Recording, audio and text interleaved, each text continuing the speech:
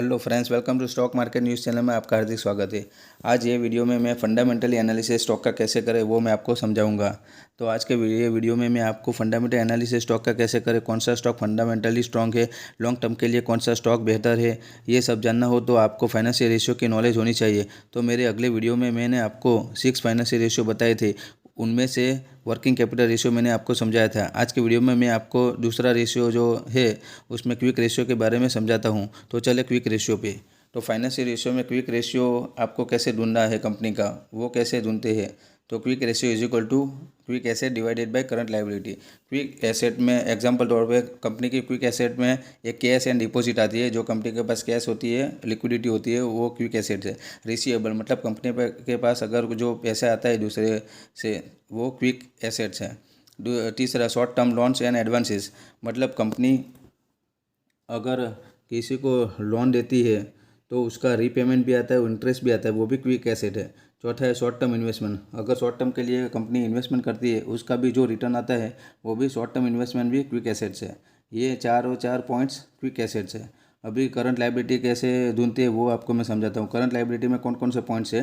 पहला है account pebbles, मतलब कंपनी को अगर कुछ शॉर्ट टर्म के लिए पैसे चुकाने हैं वो अकाउंट में से, सो वो अकाउंट पेबल्स करंट लायबिलिटी है।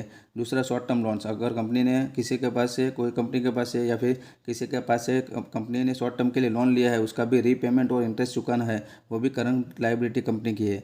सीसीओडी, क्रैश क्रेडिट और ओवरड्राफ्ट, वो कैश क्रेडिट का भी रीपेमेंट कंपनी को चुकाना है और इंटरेस्ट भी चुकाना है, वो भी करंट लायबिलिटी है। एडवांसेस फ्रॉम कस्टमर, मतलब कस्टमर के पास कोई एडवांस लिया है तो वो भी कंपनी को पैसे चुकाने हैं, वो भी करंट लायबिलिटी है।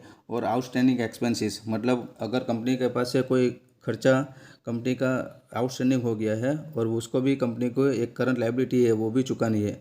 सो आपको ये एग्जांपल में क्विक एसेट और करंट लायबिलिटी कंपनी का बताया है। अगर आपको क्विक एसेट और करंट लायबिलिटी आपको कंपनी की है तो क्विक रेशियो आप ढूंढ सकते हैं, ठीक है। अब आपको क्विक रेशियो कैसे ढूंढना है वो मैं आपको बताता हूँ। तो पहले मनी कंट्रोल में जाके आपको सेंसेक्स में जाना है।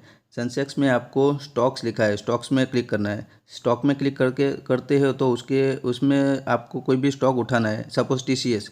तो टीसीएस में जाके फाइनेंशियल में टिक करना है। फाइनेंशियल में टिक करते हो तो इसमें देखो लिक्विडिटी रेशियो, करंट रेशियो और क्विक रेशियो है।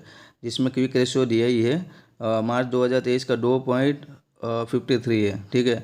तो एक से ज़्यादा है, मतलब आइडल रेशियो उसका एक से ज़्यादा होता है तो क्विक रेशियो बहुत ही बेहतरीन है। मतलब कंपनी को शॉर्ट टर्म के लिए लिक्विडिटी की ज़रूरत नहीं है, सो फंडामेंटली स्ट्रॉन्ग कंपनी है। तो आप टीसीएस में आप इन्वेस्टमेंट कर सकते हैं, लॉन्ग टर्म के लिए भी कर सकते हैं और शॉर्ट टर्म के लिए भी कर सकते हैं। सो ये मैंने आपको टीसीएस का एग्जांपल बताया है कि कैसे आपको क्विक रेशियो ढूंढना है। अभी मैं आपको दूसरा एक एग्जांपल बताता हूँ। जो एक कंपनी सिलेक्ट करते हैं, रिलायंस इंडस्ट्रीज़, ठीक है। तो रिलायंस इंडस्ट्रीज़ का देखते हैं कि फाइनेंशियल रेशियो कैसा है। रिलायंस का इंडस्ट्रीज़ का फाइनेंशियल रेशियो में liquidity ratio, current ratio, quick ratio देखो मार्च 2023 का 0.76 है, मतलब एक से कम है। आइडल रेशियो एक से ज़्यादा होता है तो बेहतरीन होती है कंपनी, लेकिन रिलायंस में एक से कम है, 0.76 है।